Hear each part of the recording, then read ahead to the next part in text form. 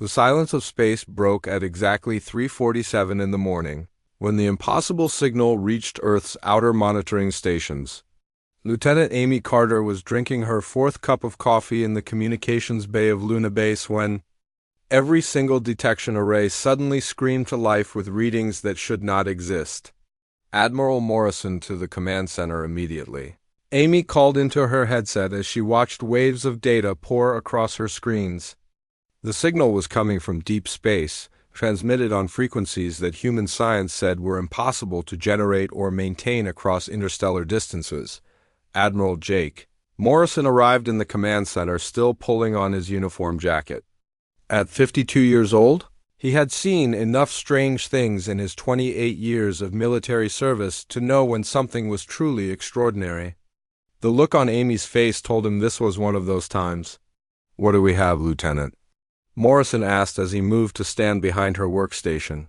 "Sir, I've never seen anything like this," Amy replied, her fingers dancing across holographic displays as she tried to isolate the signal. "The transmission is coming from the Kepler 442 system, approximately 120 light-years from Earth. But, sir, the signal is maintaining perfect clarity across that distance. Our best communication systems would need relay stations. Every 10 light-years to achieve this kind of strengthful strength." The Admiral studied the readings over Amy's shoulder. Wave patterns flowed across the screen in complex mathematical sequences that clearly showed intelligence behind their creation. Every 12 minutes, the exact same pattern repeated, suggesting an automated distress beacon of some kind. "Can you decode it?" Morrison asked. Amy shook her head.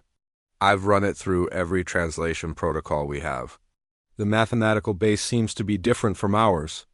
Instead of base 10, they appear to use something closer to base 16. But, sir, there are emotional markers in the signal patterns. Whatever sent this is afraid." Captain Steve Wells entered the command center at that moment, having been summoned from his quarters aboard the battlecruiser Vengeance, which was docked at Luna Base for routine maintenance.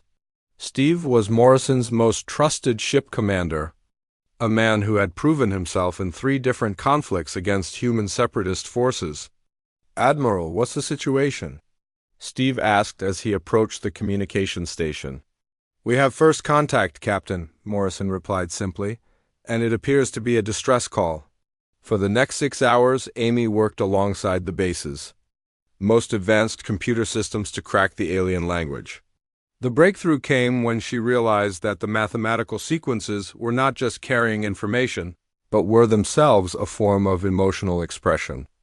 The aliens were literally putting their fear and desperation into the mathematical structure of their message. When the translation finally appeared on the main screen, it sent chills through everyone in the command center, to any who receive.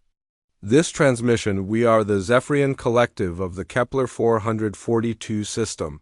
We have maintained peace in our region of space for over 3,000 of your years. We are herbivorous beings who have never known war or conflict. We build with crystals and sing to the stars and have always believed that intelligence and compassion would protect us from harm." The message continued with growing urgency. 7 days ago, ships arrived in our system. They call themselves the Void Hunters, and they have come to consume everything we are. They strip the life from our worlds and feed on the energy of living beings. Our defenses were designed to protect against natural disasters, not against creatures who view destruction as sustenance. We have perhaps 2 days before they break through our final shields. Amy paused the translation to let the words sink in before continuing. "We have heard rumors from traders of a species that evolved on a death world, a planet so hostile that it forged its children into natural warriors. They spoke of beings called humans who fight not for conquest but for protection of others. If this message reaches you, we beg for your aid. We offer everything we have, all our knowledge and resources, in exchange for help against an enemy we cannot comprehend. The coordinates of our homeworld follow this message. Please hurry." The command center fell silent as the full implications became clear. An alien civilization was facing extinction and had specifically reached out to humanity for help. They knew about Earth's hostile environment and had somehow learned that it had created a species unlike any other in their region of space. Commander Lisa Parks, Steve's tactical officer who had joined them during the translation process, was the first to speak. Sir, if this is genuine, we're looking at our first real interstellar crisis. These void hunters sound like a threat to any peaceful civilization they encounter, Morrison nodded grimly. And if the Zephyrians fall, these hunters will keep moving to the next system and the next. We could be dealing with the expanding wave of destruction heading toward Earth. Steve studied the star charts that Amy had pulled up showing the location of Kepler 442. Admiral, it would take our fastest ships 18 days to reach their system using conventional hyperspace jumps. If, they only have 2 days left, we'd be arriving to find empty worlds. Not necessarily, Amy interrupted, pulling up additional data. I've been analyzing the signal decay patterns. This message was sent 4 days ago, which means they should have approximately 10 to 12 days remaining when we factor in light speed delay. If we can assemble a fleet and leave within 24 hours, we might arrive in time. Morrison walked to the large viewing window that looked out over the Luna-based docking facilities. Below them, dozens of human warships sat in various states of readiness. The sight filled him with both pride and concern. Humanity had built these vessels to defend against potential threats from other human colonies, not to fight alien invaders with unknown technologies. Captain Wells, I want you to begin immediate preparations for departure. Assemble the fastest battle group we can put together and make sure every ship is loaded with maximum ammunition and supplies. Steve nodded. Yes. Sir, what about authorization from Earth Command? A mission of this scope will require approval from the Terran Defense Council. Morrison turned back to face his officers. I'll handle the politicians. This is bigger than territorial disputes or resource conflicts. If there really is a species out there that consumes entire civilizations, then every intelligent race in the galaxy has a stake in stopping them. Amy looked up from her workstation. Admiral, there's something else. The signal is still transmitting, but it's getting weaker. Either their power sources are failing or the void hunters are getting closer to their transmission arrays. Then we don't have time to debate, Morrison decided. Lisa, I want you to begin tactical analysis of everything we know about these void hunters. Amy, keep monitoring that signal and let me know immediately if anything changes. Steve, get your ship ready for combat. We leave for Kepler 442 in 18 hours. As his officers hurried to carry out their orders, Admiral Morrison stood alone in the command center, staring at the alien message still displayed on the main screen. Humanity was about to take its first step onto the galactic stage, and it would be as protectors rather than conquerors. He only hoped they would be enough. The emergency session of the Terran Defense Council lasted exactly 47 minutes, which was a record for the fastest major military decision in human history. President Helen Brooks sat at the head of the polished conference table in Geneva, surrounded by holographic displays showing the alien distress signal and tactical projections of what humanity might face in the Kepler 442 system. The situation is clear, Admiral Morrison said as he stood before the council members, his voice carrying the weight of absolute certainty. A peaceful alien civilization is about to be wiped out by an aggressive species that feeds on destruction. If we do nothing, we send a message to the galaxy that humanity cannot be trusted to protect the innocent. Counselor Ryan Hughes leaned forward in his chair, his face showing the concern that had made him famous for his careful approach to military decisions. Admiral, we're talking about committing our largest battle fleet to fight an enemy we know nothing about, using technologies we don't understand in a star system we've never visited. The risks are enormous. The risk of doing nothing are greater, Morrison replied firmly. These void hunters won't stop with one system. If they're truly expanding across space, consuming everything in their path, then eventually they'll reach Earth. Better to stop them now while we have allies to fight alongside. President Brooks studied the faces around the table, reading the mix of fear and determination in her advisors. What are our chances of success, Admiral? Morrison paused before answering, knowing that honesty was required at this moment. Unknown, Madam President. But humanity has never backed down from a fight when innocent lives were at stake. Our ships are fast, our weapons are powerful, and our crews are the best trained in human space. If there's a way to save the Zephyrians, we'll find it. The vote was unanimous.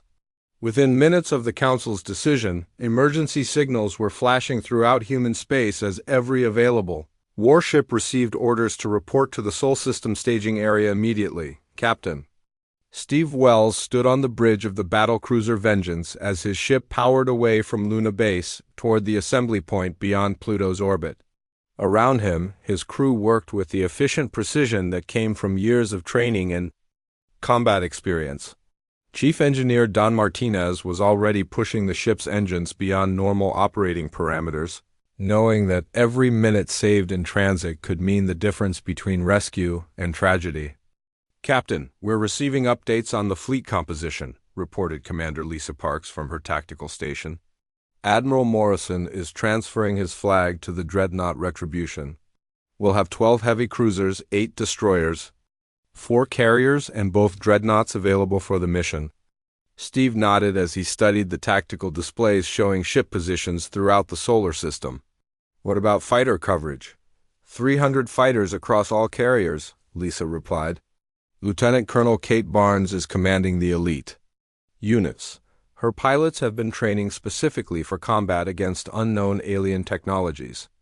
The assembly of the human battle fleet was a sight that would have impressed any observer. Ships arrived from Earth orbit, Mars Command, the asteroid mining stations, and the outer system patrol routes. Each vessel represented the finest military technology that humanity had developed over 2 centuries of SPACFL Commander. Pete Sullivan coordinated the massive logistics operation from his position aboard the carrier Defiance. His screen showed the complex dance of supply ships, ammunition transports, and fuel tankers as they moved between the warships, ensuring that every vessel would be fully equipped for extended combat operations. This is the largest fleet humanity has ever assembled, Pete commented to his logistics officer, Lieutenant Ben Ross. More firepower than we used in the Martian Independence War and the Belt Rebellion combined. Ben looked up from his supply manifest with a grim expression. And we're taking it all to fight aliens we've never seen before. I hope it's enough. Aboard the dreadnought Retribution, Admiral Morrison met with his senior commanders to finalize the battle plan. The massive ship's conference room was filled with holographic star charts and tactical projections as the best military minds in human space worked to solve the puzzle of fighting an unknown enemy. Our primary advantage is surprise, Morrison explained as he pointed to the tactical display. The Void Hunters have never encountered human military doctrine. They're expecting to face another peaceful civilization like the Zephyrians. Dr. Susan Kelly, the fleet's chief xenobiologist, stood to present her analysis of the limited information they had about their enemies. Based on the Zephyrian transmissions, the Void Hunters appear to use biotechnology and energy-based weapons. Their ships may actually be living creatures rather than traditional spacecraft.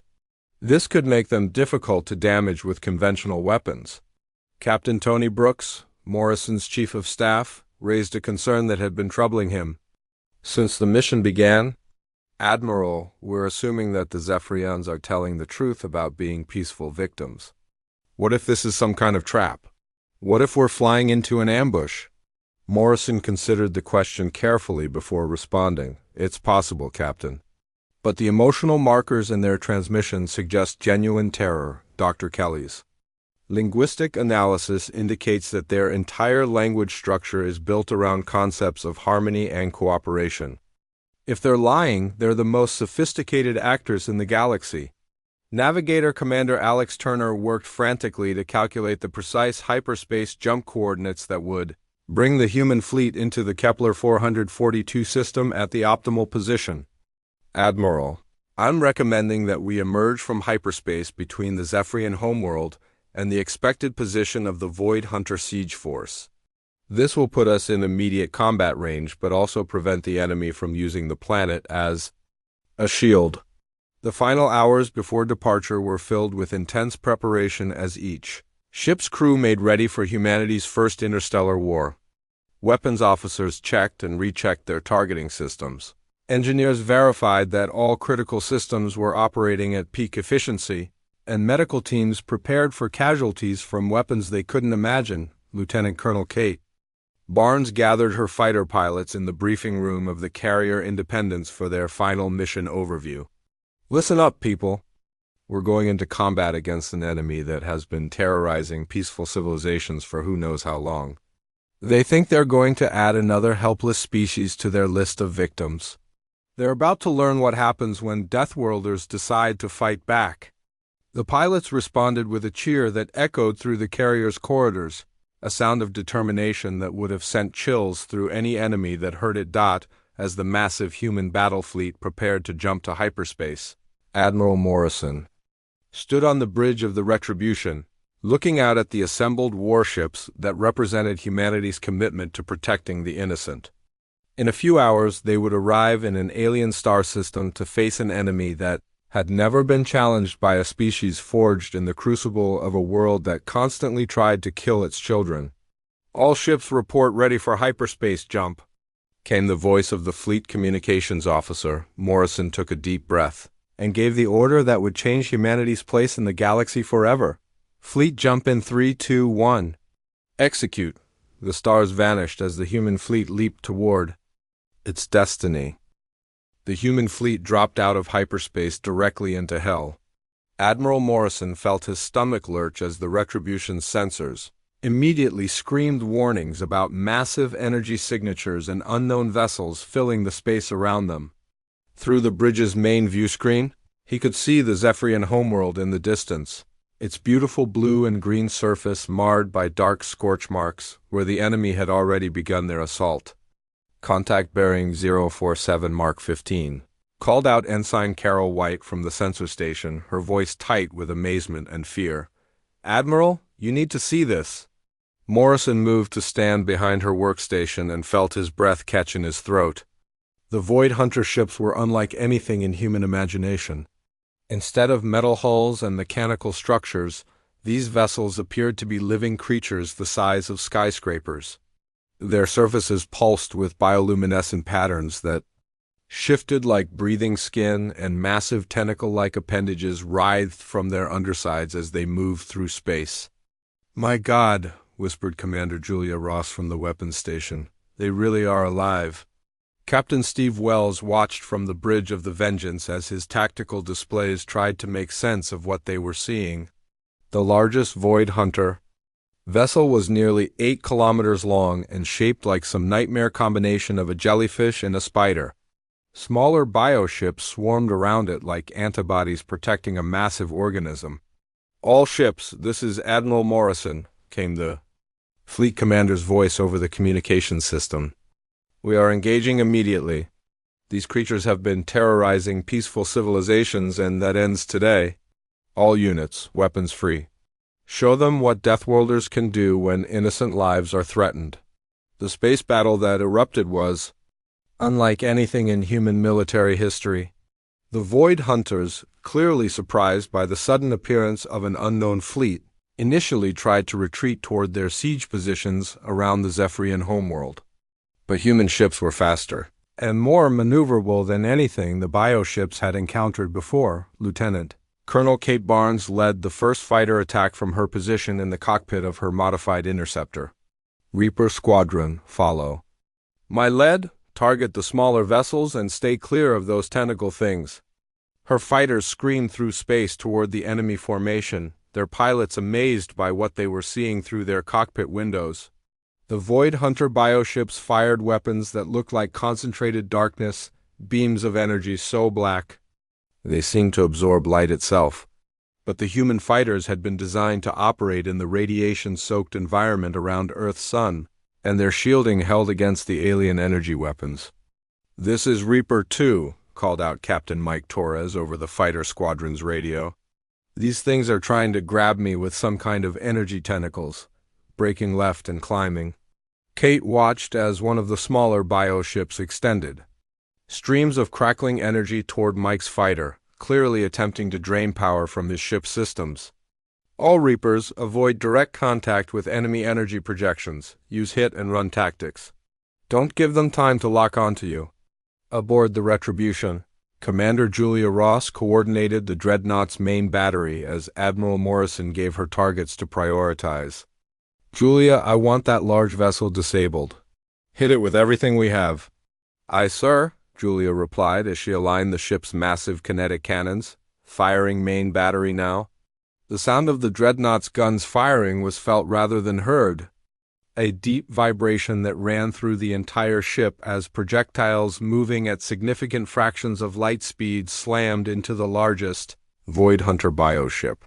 The creature's surface rippled and changed color as it absorbed the impacts, but instead of the explosive damage that human weapons usually caused, the bioship seemed to heal itself within seconds.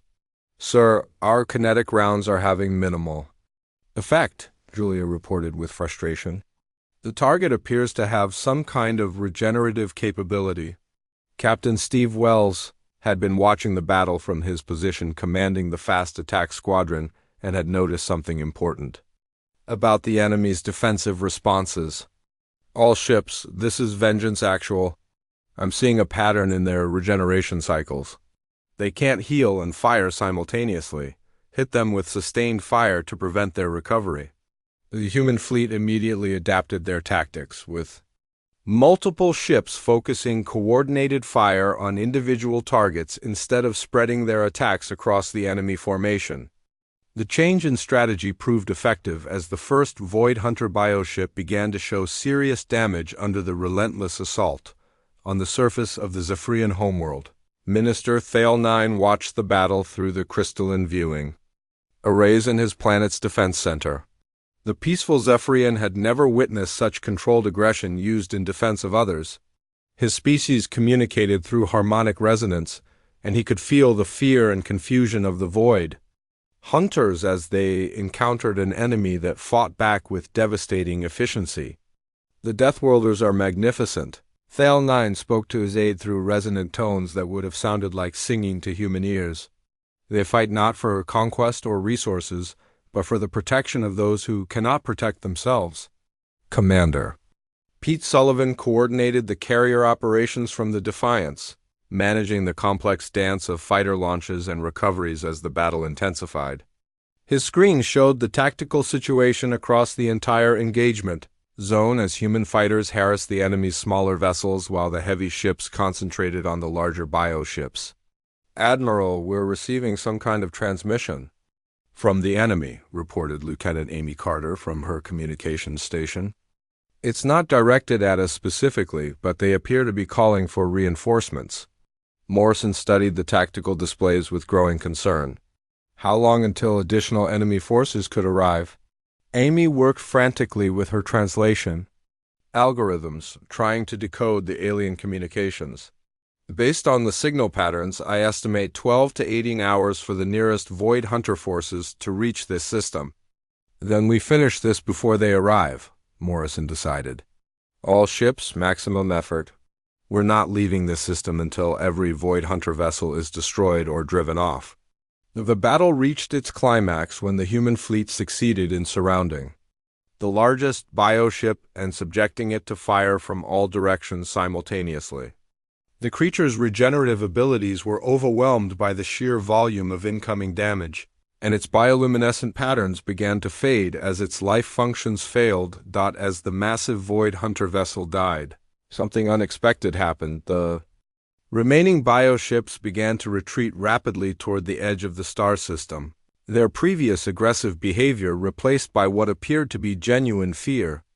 The aliens that had terrorized peaceful civilizations for generations were experiencing something they had never encountered before: defeat at the hands of a species that refused to be intimidated. Captain Tony Brooks monitored the enemy withdrawal from his position on the Retribution's bridge. "Admiral, they're running. All enemy vessels are retreating at maximum speed." Admiral Morrison watched the fleeing bioships on his tactical display and made a decision that would define humanity's reputation throughout the galaxy: pursue them. "We're not just defending the Zephyrians today. We're sending a message to every Void Hunter in space that the age of easy victims is over. The pursuit of the Void Hunters through interstellar space became a grim lesson in the true scope of their destructive power.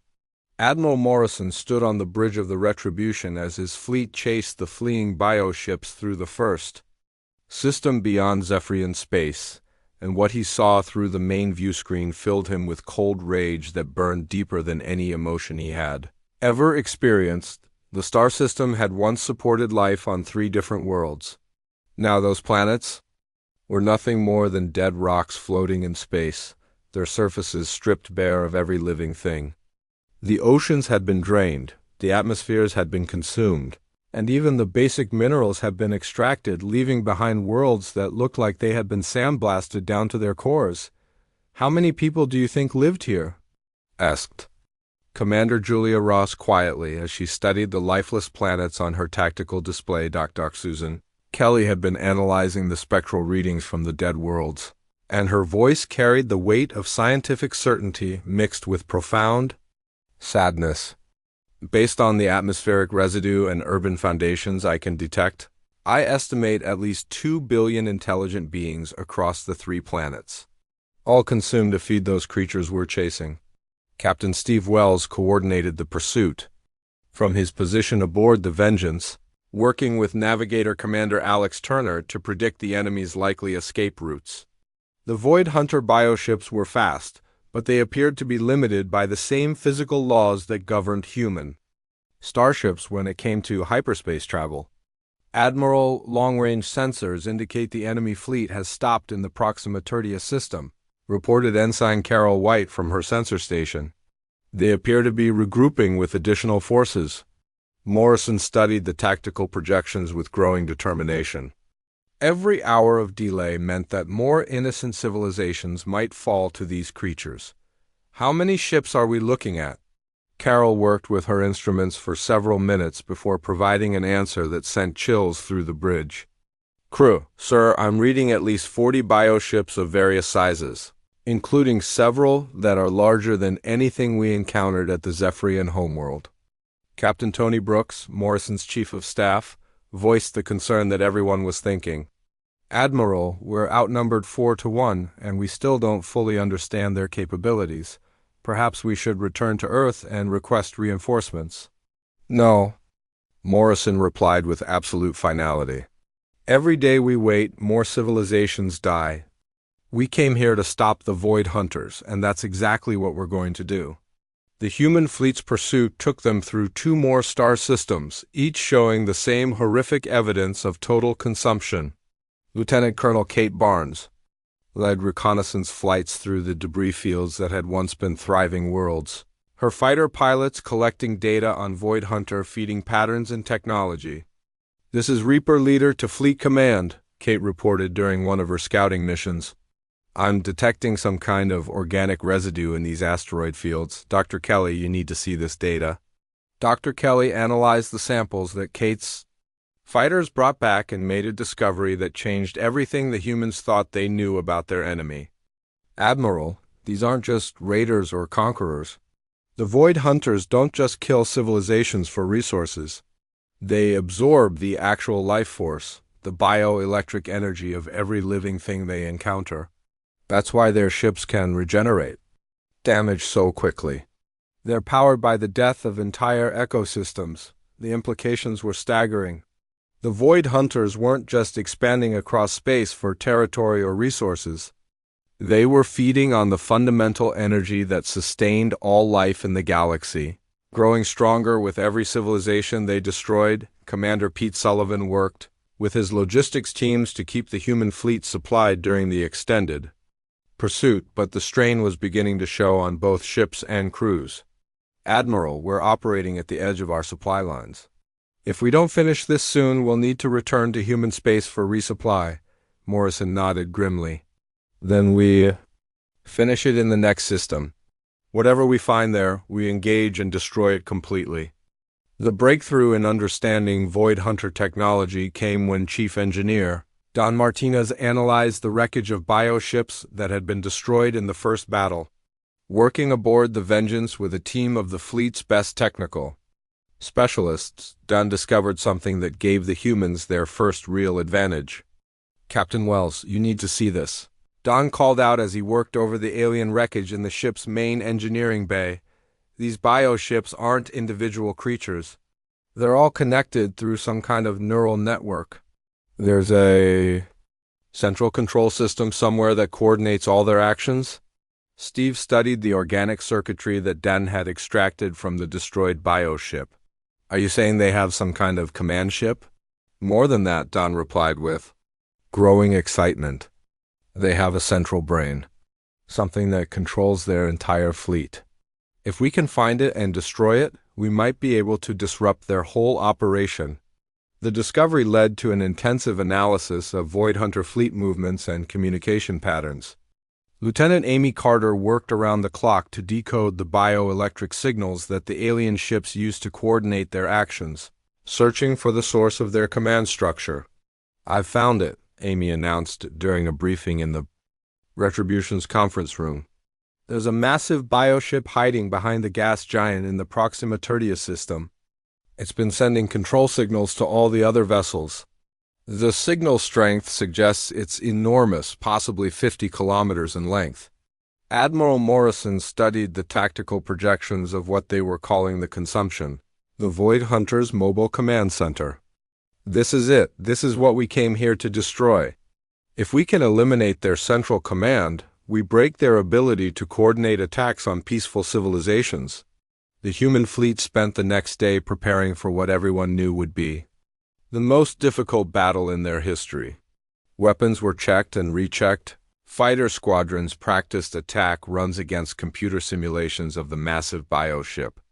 And engineers worked to optimize every system for maximum combat effectiveness. Commander Lisa Parks coordinated the tactical planning from her position aboard the Vengeance, working with the fleet's best military minds to develop a strategy for attacking an enemy that was larger than most human space stations.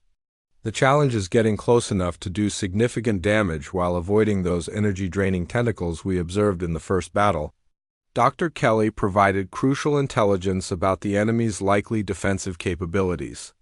Based on what we learned from the destroyed bioships, the consumption probably has the ability to coordinate the defenses of every Void Hunter vessel in the system. We'll be fighting not just one giant creature, but an entire fleet working as a single organism. As the human fleet approached the Proxima Tertius system for the final confrontation, Admiral Morrison addressed his crews over the fleet-wide communication system. "We didn't choose this fight, but we're going to finish it. Somewhere in that system is the creature responsible for the death of billions of innocent beings. Today we show the galaxy that Deathworlders protect those who cannot protect themselves, no matter the cost." The stars ahead held humanity's greatest challenge and their chance to change the balance of power in the galaxy forever. The final battle began in the asteroid field surrounding Proxima Tertius, where the massive bioship called the Consumption had been hiding behind the gas giant's radiation shadow. Admiral Morrison divided his fleet into 3 attack groups as they approached the enemy position, knowing that this would be humanity's only chance to end the Void Hunter threat permanently. "All ships, this is Admiral Morrison," came his voice over the fleet communication system as the human warships moved into attack formation. "The creature hiding in that asteroid field has consumed entire civilizations and grown fat on the death of innocent beings. Today we show it what happens when predators meet Deathworlders who refuse to be prey." Captain Steve Wells led the diversionary attack with his squadron of fast cruisers, drawing the attention of the escort bioships while the main fleet moved to engage the Consumption directly. The moment his ships entered the asteroid field, the space around them exploded with hostile fire as dozens of Void Hunter vessels emerged from hiding places among the floating rocks. "Contact bearing 270 Mark 40, called out Ensign Carol White from the Vengeance's sensor station. "Steve, you've got bioships coming at you from all directions." The escort vessels were unlike anything the humans had encountered before. Instead of the tentacled creatures they had fought at the Zephyrian homeworld, These bioships look like massive predatory fish with rows of energy weapons running along their sides like glowing teeth. They move through space with the fluid grace of sharks, sensing blood in the water. Lieutenant Colonel Kate Barnes led her fighter squadrons in a desperate assault against the smaller bioships, her pilots weaving between asteroids as energy parasites, tried to latch onto their craft and drain their power systems. Reaper Squadron, stay mobile and avoid direct contact with those energy feeders. Use the asteroids for cover and hit them with everything you have. Her fighters screamed through the asteroid field like angry hornets, their weapons blazing as they engaged targets that seemed to multiply with every passing minute. Captain Mike Torres found himself trapped between two bioships that were trying to corner him against a large asteroid, their energy tentacles reaching out to snare his fighter. "This is Reaper 2, I'm in trouble here," Mike called out as he pushed his engines to maximum power and dove toward the asteroid's surface. The bioships followed him down, apparently unaware that human pilots had been trained to operate in the most dangerous environments imaginable. At the last possible second, Mike pulled up sharply and skimmed along the asteroid's surface while the pursuing bioships crashed into the rock behind him. "Scratch 2 bogeys," he reported with satisfaction. "These things don't understand how crazy Deathworlders can be when we're cornered." The main engagement began when Admiral Morrison's heavy ships cleared the asteroid field and came face to face with the consumption itself. The massive bioship was even larger than their intelligence had suggested, stretching nearly 60 kilometers in length and bristling with organic weapons that pulsed with dark energy. "My God," whispered Commander Julia Ross from her weapons station aboard the Retribution. "It's like looking at a living nightmare." The consumption surface was covered with what appeared to be massive eyes, each one the size of a city block, and they all turned to focus on the approaching human fleet with an intelligence that was both ancient and utterly malevolent. Streams of bioelectric energy began to flow between the creature and its escort vessels, creating a network of power that strengthened every ship in the Void Hunter fleet. "All ships, concentrate fire on the consumption's forward section," Morrison ordered as his dreadnoughts moved into firing position. "Julia, give it everything we have." The space around the massive bioship erupted in explosions as the human fleet unleashed the full fury of their weapons. Kinetic rounds, plasma torpedoes, and electromagnetic pulse devices slammed into the creature's surface. But instead of causing the expected damage, the consumption seemed to absorb the energy from the attacks and grow even stronger. Chief Engineer Don Martinez had been monitoring the battle from his position aboard the Vengeance when he noticed something crucial about the creature's defensive responses. "Captain Wells, I'm seeing a pattern in how that thing processes incoming damage. It's not just healing itself, it's actually feeding on our energy weapons." Steve immediately understood the implications. "All ships cease fire with energy weapons. Switch to kinetic rounds only. Don't give that thing any more power to work with." The change in tactics proved effective as the human fleet's solid projectile weapons began to cause visible damage to the consumption's surface. But the massive creature retaliated by extending hundreds of energy-draining tentacles toward the human ships, each one capable of completely draining a starship's power in minutes. Commander Pete Sullivan coordinated evasive maneuvers from his position aboard the carrier Defiance, but the sheer number of energy parasites made it impossible for all ships to avoid contact. "Admiral, we're losing power on multiple vessels." "That thing is trying to feed on our entire fleet?" It was Captain Steve Wells who realized the key to defeating the creature. As he watched the consumption coordinate its attacks through the bioelectric network that connected it to its escort ships, he understood that the massive bioship was essentially a giant brain controlling every Void Hunter vessel in the system. "All ships, this is Vengeance Actual," Steve announced over the fleet communication system. "That thing isn't just their command ship, it's their central nervous system. If we can get inside it and damage its brain directly, we can shut down their entire operation." Without waiting for orders, Steve turned the Vengeance toward the consumptions largest mouth opening and engaged maximum engines. "Dan, I need you to overload our reactor core. We're going to ram this thing and blow it up from the inside." Captain, that's suicide, Don protested over the ship's internal communication system. Maybe, Steve replied as he guided his ship directly toward the creature's gaping maw. But sometimes Deathworlders have to do crazy things to protect innocent lives. The Vengeance plunged deep into the Consumption's internal chambers, its hull scraping against organic walls that tried to digest the metal of the ship. Steve and his crew fought their way through corridors that pulsed with alien life. Searching for the creature's central brain chamber, they found it deep within the bioship's core, a massive organic computer that controlled not just the Consumption but every Void Hunter vessel in the galaxy. Don worked frantically to set the ship's reactor to overload while the creature's internal defenses tried to break down their ship around them. "Reactor will blow in 60 seconds, Don announced as organic acid began eating through the Vengeance's HFY plates. "All hands, abandon ship," Steve ordered, but his crew refused to leave their captain behind. "With respect, sir, we came here together, and we're finishing this together," declared Commander Lisa Parks as she helped Don complete the reactor overload sequence. The explosion that destroyed the Consumption sent shockwaves through Void Hunter space that could be felt across multiple star systems.